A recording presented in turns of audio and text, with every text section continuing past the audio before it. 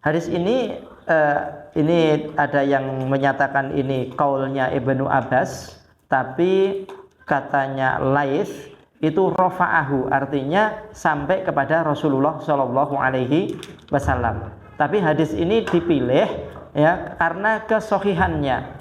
Jadi periwayatannya itu sahih sehingga dia dipilih dalam buku Syarah Sahih Adabul Mufrad.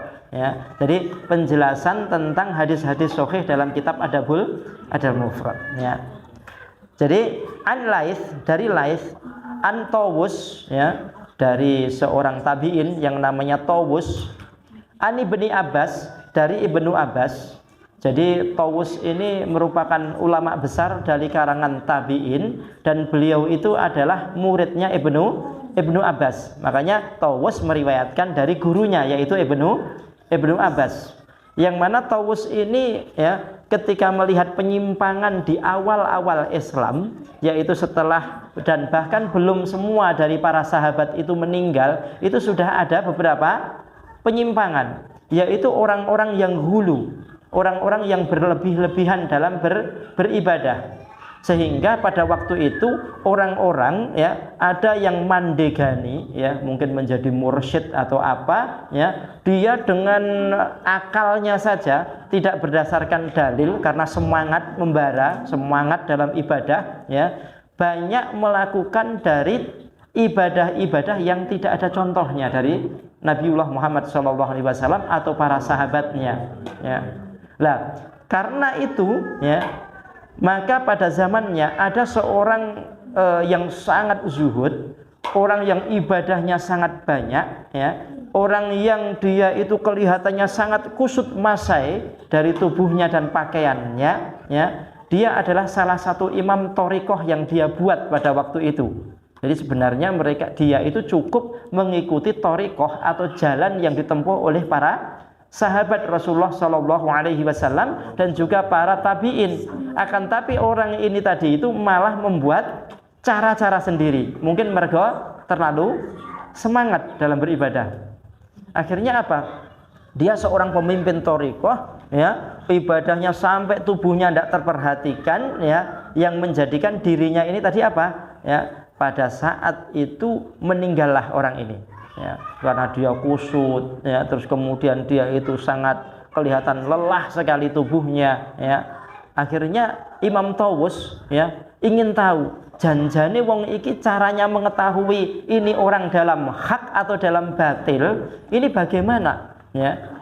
Beliau ini seorang ulama ya, muridnya Ibnu Abbas, seorang mufassir, sehingga sering dalam tafsir Ibnu Katsir atau tafsir Ma'thur di sana dijelaskan qala Tawus, berkata Imam Tawus ya. Lah, suatu waktu ketika melihat ya pemimpin atau mursyid thariqah ini meninggal, maka beliau tidak ada jalan lain kecuali berdoa kepada Allah Subhanahu wa taala.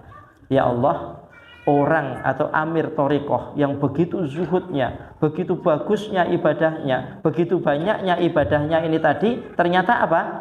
Dia sudah meninggal. Dan saya itu pengen mengetahui kondisi dia setelah dia meninggal. Aku ingin mengetahui kondisi orang ini setelah meninggal. Pertemukan wahai Allah, pertemukan diriku dengan orang ini. Ya. Maka itu doa beliau sebelum tidur.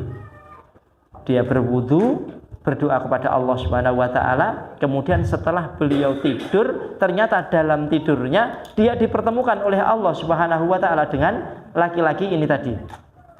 Ternyata yang dilihat Imam Tawus terhadap orang yang ahli ibadah sangat luar biasa ini tadi itu, dia melihat badannya itu apa?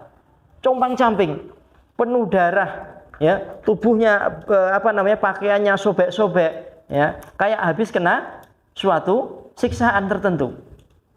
Maka Imam Tawus ya bertanya, "Ya Syekh, aku melihat dirimu ya orang yang ahli ibadah. Aku melihat dirimu Anda ini orang yang sangat zuhud sekali.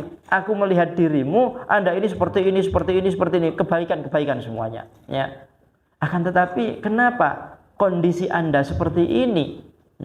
Maka jawaban orang tadi itu, "Wahai Imam Tawus, ya, ketahuilah, ya, sesungguhnya apa yang telah aku lakukan dari ibadahku itu tidak bermanfaat sama sekali di hadapan Allah Subhanahu wa taala kecuali sepotong rakaat yang telah diajarkan oleh Nabi kita Muhammad sallallahu alaihi wasallam dan juga dijalani oleh para sahabatnya.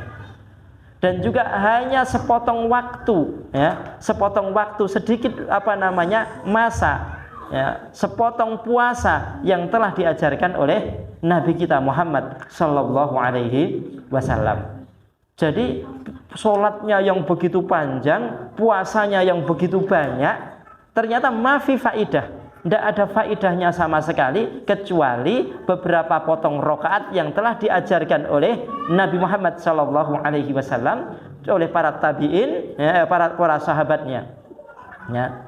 Akhirnya Imam Tawus pada waktu subuh setelah beliau bangun qiyamul lail terus kemudian sholat subuh, beliau datang kemudian dia berkata kepada siapa? Berkata kepada jamaah pada waktu itu, aku telah berdoa kepada Allah minta dipertemukan dengan imam, ya, thariqah ini tadi, kemudian aku betul-betul dipertemukan oleh Allah Subhanahu wa taala dan keadaan dia sangat mengenaskan.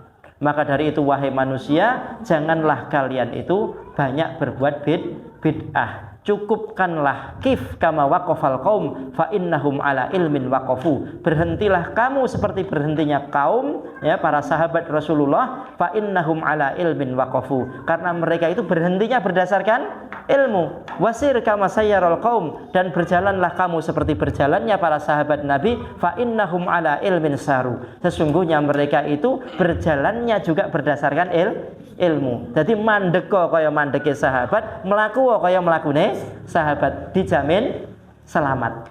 Ya, mereka itu sudah orang-orang yang dapat gelar dari Allah Subhanahu wa taala radhiyallahu anhum. Ya, ini Imam Tawus, kisah sedikit tentang kisah Imam Tawus, muridnya Ibnu Abbas, ya.